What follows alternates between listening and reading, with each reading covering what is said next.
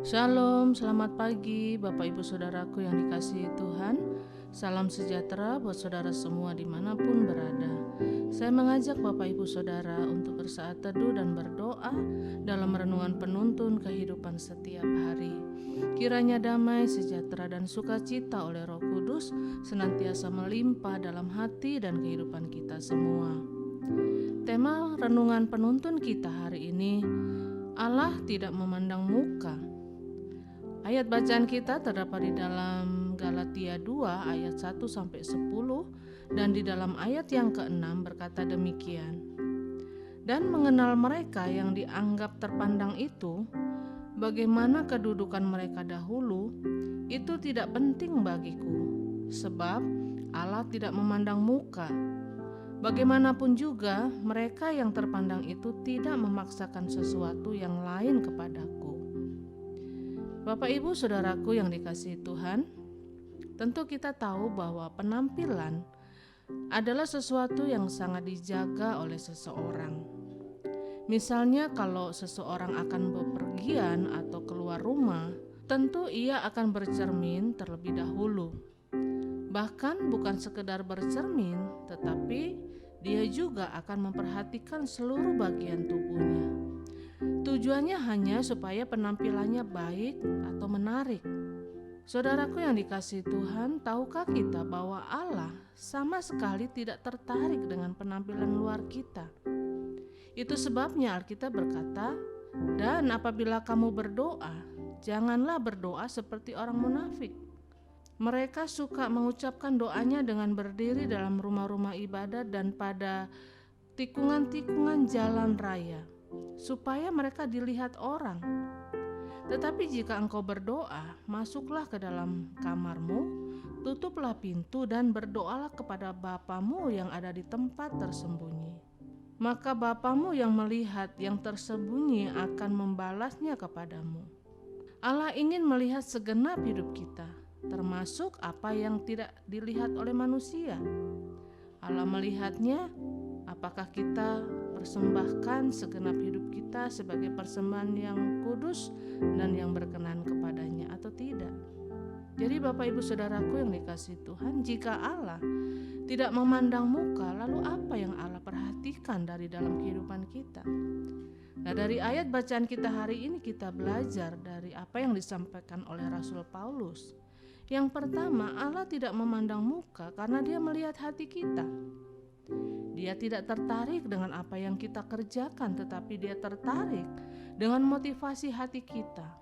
Mengapa kita mengerjakannya? Karena itu Yesus dengan tegas berkata, apa yang dari hati akan terpancar keluar. Ada banyak orang yang senang sekali memakai sesuatu yang di luar untuk menutupi apa yang ada di dalam hatinya. Dan itulah yang disebut kemunafikan. Karena ketika apa yang ada di luar dipakai untuk menutupi yang di dalam, itulah kemunafikan. Dan ketulusan adalah apa yang dari dalam terpancar keluar untuk menyatakan kemuliaan Tuhan. Dan yang kedua, apa yang Tuhan perhatikan dari dalam hidup kita? Yaitu Allah tidak memandang muka karena Dia melihat kekuatan serta kesetiaan kita. Alkitab berkata, pencobaan yang kamu alami tidak akan melampaui kemampuanmu. Dan itu berarti Allah tahu batas-batas kekuatan kita. Setelah Allah tahu batas kekuatan kita masing-masing, berarti Allah tuntut kita untuk tetap setia sampai akhir. Allah memang tidak pernah memberi percobaan melampaui kemampuan kita, tetapi persoalannya seringkali kita tidak setia. Kita selalu bersungut-sungut, kita komplain dengan Tuhan. Dan yang ketiga, jika Allah tidak memandang muka, lalu apa yang Allah perhatikan dari dalam hidup kita? Allah tidak memandang muka karena Dia melihat pengorbanan kita. Daud berkata, air mataku kau tampung dalam kirbatmu. Itu artinya Allah mengerti setiap pengorbanan kita. Allah tahu perjuangan dan air mata kita. Kadangkala kita berpikir dan berkata, Tuhan, saya sudah mengalah, saya sudah mengampuni, Saya sudah berkorban, tetapi adakah mujizat buat saya? Adakah pertolongan Tuhan buat saya? Bapak Ibu Saudaraku yang dikasihi Tuhan, percayalah bahwa mujizat, pembelaan dan pertolongan dari Tuhan akan datang selalu tepat pada waktunya. Karena itu Bapak Ibu Saudaraku yang dikasihi Tuhan, jika saat ini saudara sedang mengalami berbagai pergumulan dan tantangan dalam hidup saudara, dalam rumah tangga saudara, dalam pekerjaan dan dalam usaha saudara, ingatlah bahwa Dia bukan Tuhan yang tuli, Dia bukan Tuhan yang buta, tetapi Dia adalah Tuhan yang mengerti apa yang sedang terjadi. Dia tahu persis apa yang sedang kita alami. Setiap tetesan air mata kita akan Tuhan ubahkan menjadi mata air berkat yang akan Tuhan alirkan dalam kehidupan kita, dalam rumah tangga kita, sampai kita melihat kemuliaan Tuhan dinyatakan dengan dahsyat dan luar biasa. Amin.